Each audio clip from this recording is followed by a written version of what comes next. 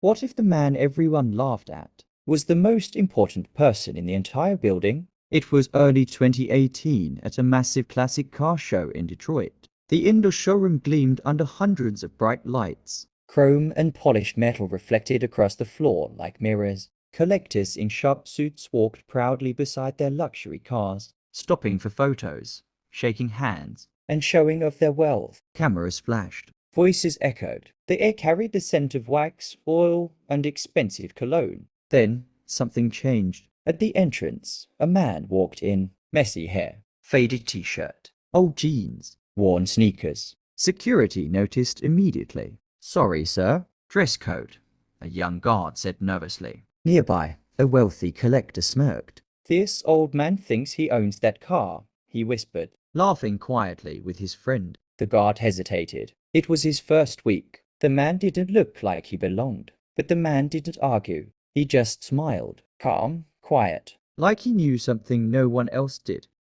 Something about him didn't match the way people treated him, and that made everything feel off. The guard hesitated. There was something in the man's calm demeanor that made him doubt himself. No anger, no embarrassment, only quiet patience. The wealthy collector leaned forward, noticing subtle details. A glinting ring, posture unnervingly confident, and a strange calm that drew attention without effort. Whispers stirred across the hall. A young boy peeked nervously from behind a rope barrier. About 13 years old, eyes wide, fingers gripping the cord. His father worked there as a janitor, and he'd never been allowed close to the cars. Today, something felt different. The man walked slowly toward the showroom center, toward the Cadillac, every step deliberate, yet effortless. The boy's heart raced. Phones slowly started appearing as people sensed something unusual was unfolding.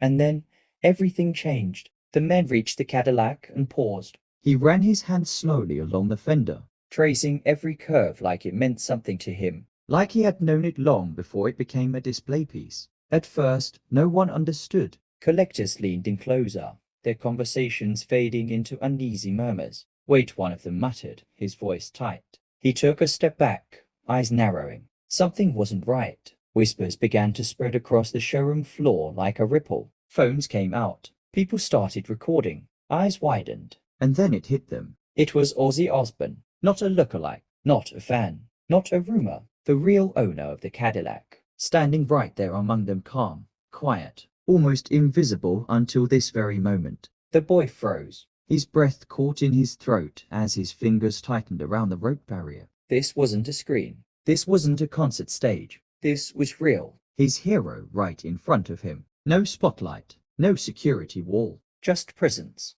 The entire room shifted. Moments ago, there had been laughter, chatter, casual admiration. Now, silence. Heavy, respectful, almost sacred. Curiosity turned into awe, and every single eye in the room was locked on Ozzy.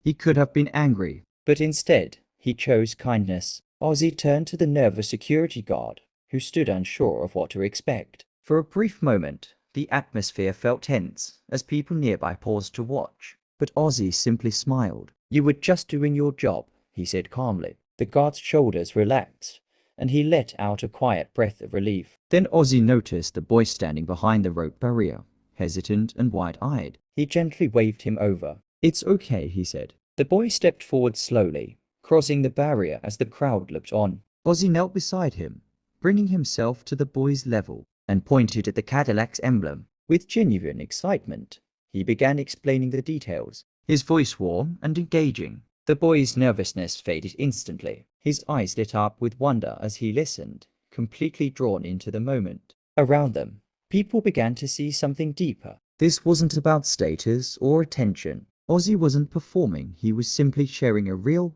human connection. One moment, 3 lives changed forever. The crowd gathered closer. The energy shifted completely. Respect replaced laughter. Awe replaced indifference. The boy held tightly onto an autograph, like it was the most valuable thing in the world. His smile was bright enough to light up the entire room. The guard stood taller now, more confident than before. Even the wealthy collector, once full of mockery, stood quietly, watching, reflecting, humbled by something he didn't expect. Ozzy Osbourne didn't act like a superstar. He didn't demand attention. He didn't prove anything. He simply showed kindness, a moment of empathy, warmth, and real humanity. And somehow, that meant more than everything else in the room combined.